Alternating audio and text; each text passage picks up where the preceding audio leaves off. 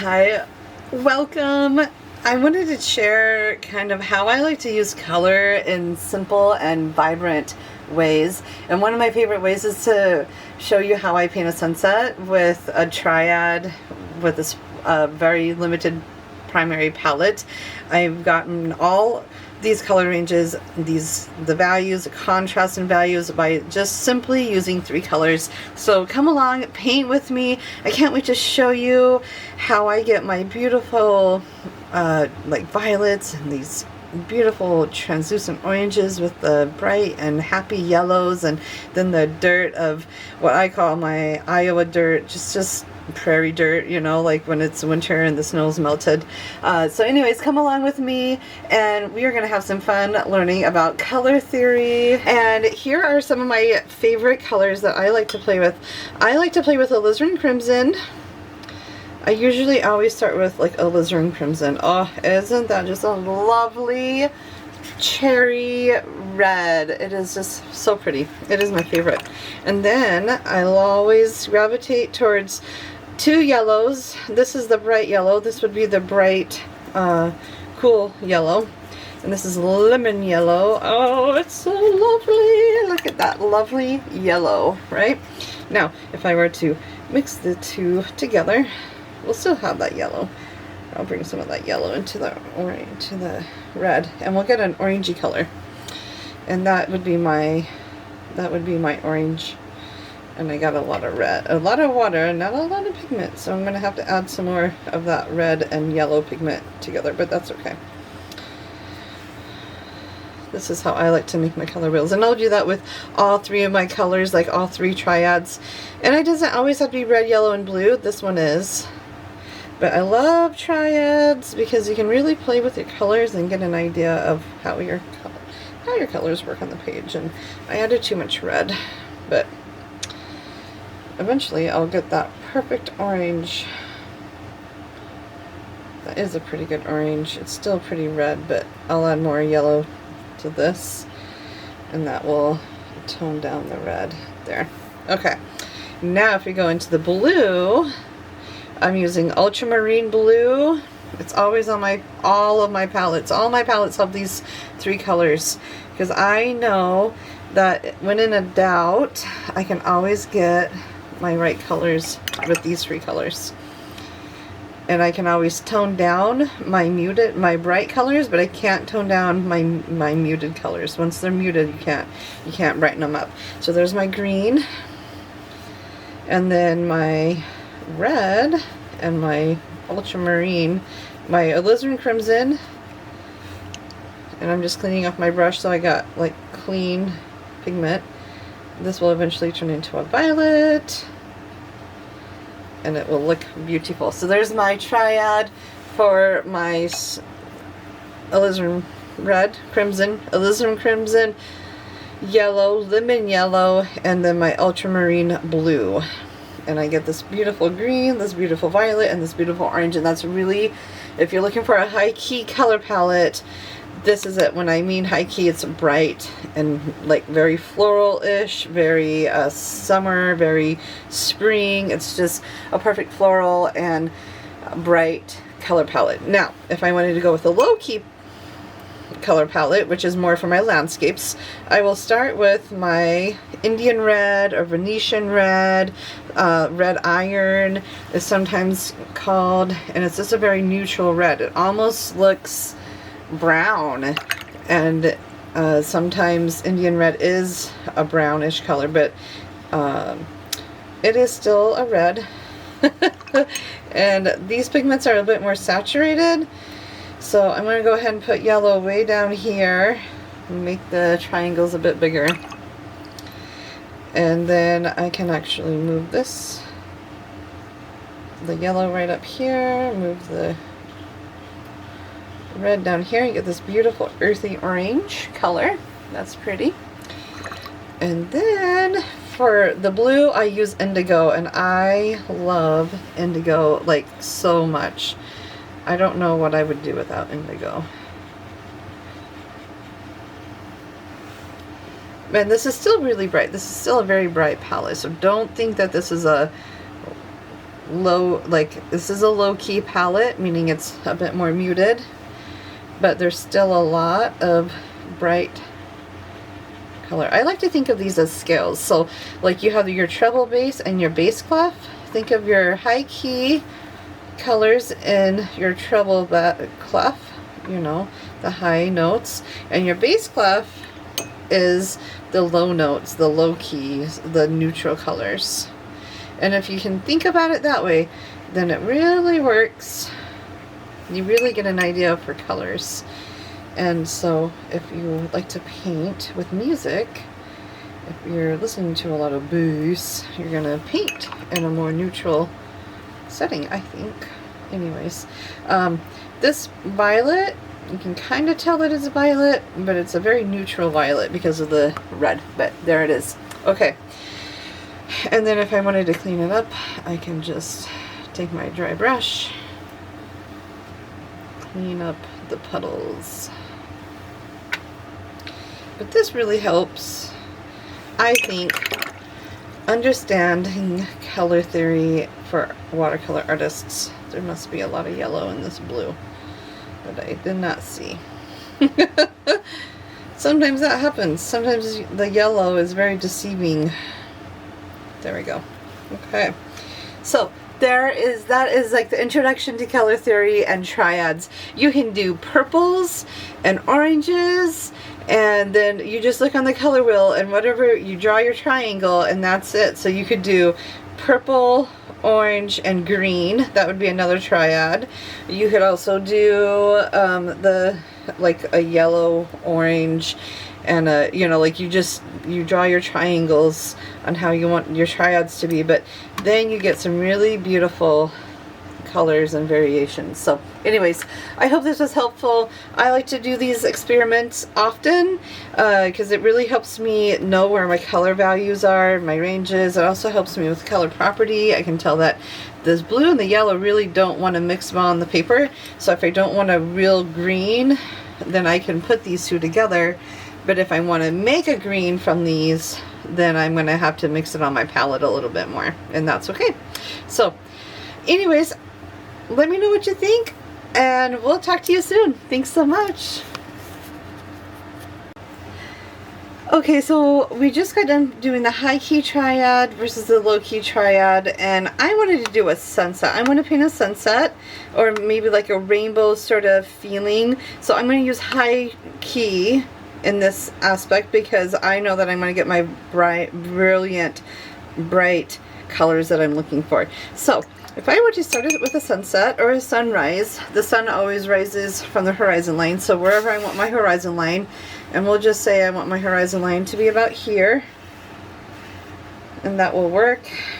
And then the rest we'll figure out later. But we'll start with a lemon yellow. And this is like beautiful. I love lemon yellow. It doesn't stay very lemon yellowy for very long, but I'm going to go up about, it's just going to make a nice band of lemon yellow. I would say about an inch, maybe less than an inch. I wouldn't do more than an inch, but you want a pretty nice thick, yeah, an inch of lemon yellow, because the yellow always like the yellow absorbs into pinks and reds, and it's just really pretty. You can even go up a bit further. Just no harsh lines. You want no lines. So even if it goes up a little bit more, if it bleeds up, that's okay. All right, now we're going to go straight into the Alizarin Crimson, right? We're not going to, I don't necessarily want to mix too much colors, but I do want to get some of that orange. So I'm going to go into my Alizarin Crimson, into the yellow, and I'm just adding it wherever I feel like it. And I don't always, like, sunsets aren't parallel to the landscape, right? They have a lot of different lines to it, and so that's what I'm doing. I'm adding a whole bunch of alizarin, and again I'm going to go up just like I did with the yellow. I'm going to go up about another inch from where the yellow was, but I overlapped the yellow so it looks like it's almost 2 inches. It's not. There's some, I do see some orange, and don't worry, we're going to add another layer just in case. And now we're going to go straight into the alizarin, or sorry, to the ultramarine, And I'm going to go right in there into the Alizarin Crimson and get that beautiful violet. Look at that violet. Oh, that's so pretty. And I'm going to do maybe one more, a little bit thicker. This is probably more like a milky consistency. And I'm going to add a little bit more Alizarin Crimson. And then I'm going to have to just wait. There's not a whole lot more I can do. If your brush touches the yellow, don't go into the blue. You're going to mess with you're going to get mud for your purple. But you can clean it off and then add a little bit more of your lemon yellow right into the Alizarin Crimson like you own the painting. Just like that. I'm going to bring that down just a tad. Again, I don't want any harsh lines. And then to make my neutral whatever anchor, I'm going to take my Alizarin Crimson. I'm going to take as much as I can out of it. And this is the exercise of only using 3 pigments. So then I'm going to take my lemon yellow and I'm going to make this kind of ugly, well, it's just a green. It's actually a really pretty green color, but. And now I'm going to dry my brush and pick up some of this Alizarin Crimson and I'm going to get this really yucky brown color, hopefully. And I'm going to do this until I get a nice brown yucky color. The yellow really makes it, so I'm getting more of a violet, so I need more yellow. Violet and yellow will make a brown. There. And that could be my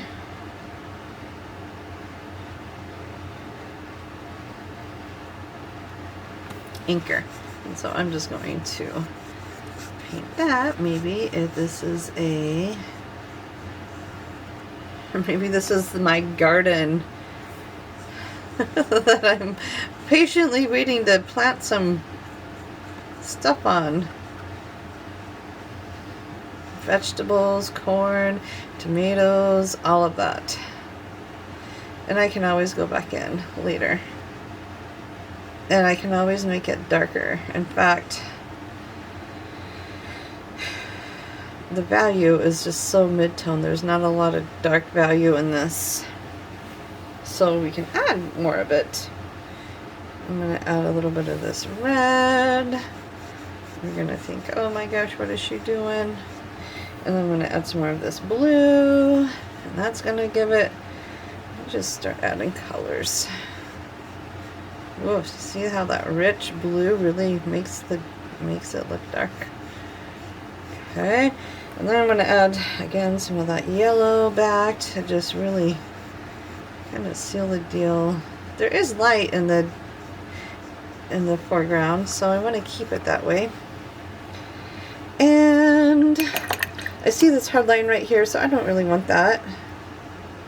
So I'm just going to take my brush and erase that hard line. Dry that off. We'll see how that goes. I think I'll add some more shadow and get this going up a little bit.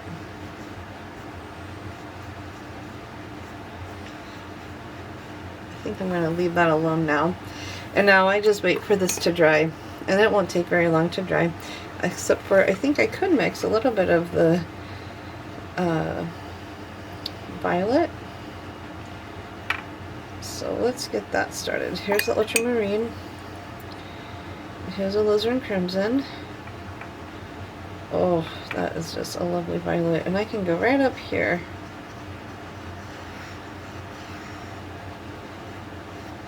Just add a little bit. Alright, now I need to let it dry. So when we come back, yeah, this looks like an Iowa scene for sure, right? With the deep, rich, dark dirt, and then I can add some trees later. I got a good base going. So we'll leave this the way it is, and we'll come back to it once it's dried. Welcome back. It's dried. Let's finish this up. So first, I want to start at the top and kind of work my way towards the bottom. I think I know I at least want to get my violet in on and I think that will help. And I think this is too wet, so I'm going to need to add some more pigment. So that is fine. I want a buttery consistency, not a not a tea-like consistency. So I just added there, because the second layer you always want it to be a little bit darker. And I do want to leave some of that blue because that is really pretty blue. So before I go straight into the red, I'm going to add some of this blue that I lost right in there. And I'm going to let it blend on the paper.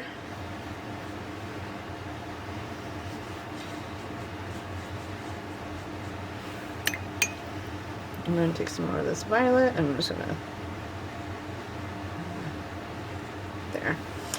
Now, I'm going to elaborate a little bit more on that blue right down here, because then I'm going to add Alizarin Crimson right on top of it. And get this really pretty. This is probably a tea-like consistency, maybe a milk. I'm going straight from my palette, so it's a nice thick, juicy would be a word I would describe it. And I'm going to go right down here. There's some orange. It's really pretty. I'm going to move my paper. You see some lines? See those lines right there? I want to not have those lines, so I'm going to add my brush. I'm just going to add some of this Alizarin Crimson straight from the palette with a nice juicy brush and just smooth out those lines. And I feel like it needs to be a little bit less of a distinction. There we go. Okay, now we're down here. I'm going to make my sun pop. I want to actually see my sunshine. So I'm going to take my lemon yellow, and maybe my sun is just rising from the horizon, and I don't actually want to make the whole circle, but to start, that's what we're doing. And I'm going to glaze over this part, and I'm going to leave that part alone.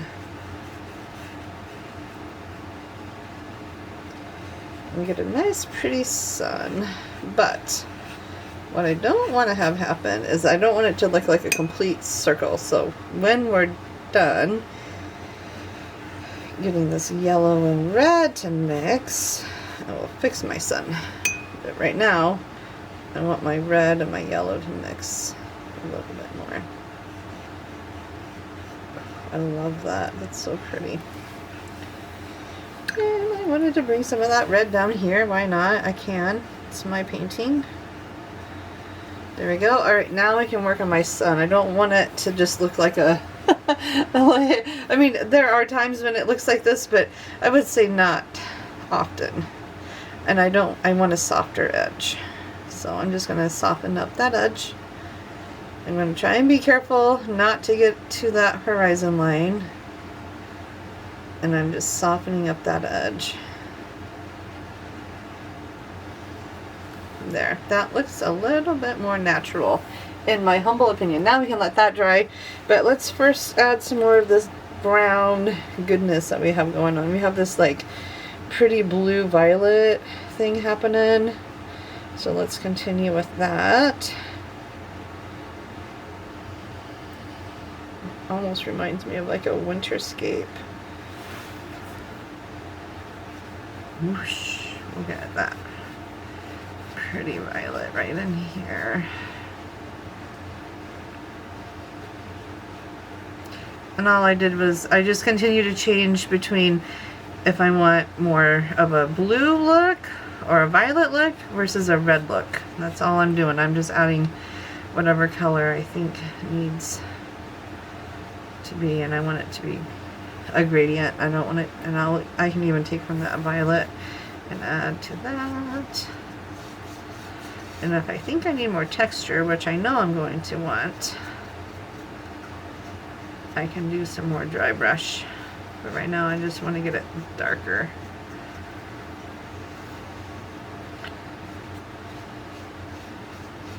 There's lots of different ways to paint your horizon, but I think I like that. And this is also a great way to use color harmony as well.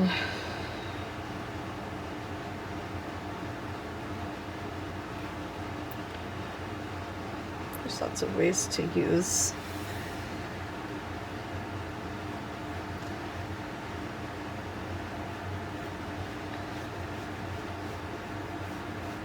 I'm just lightly going over, just making some dry brush marks at this point.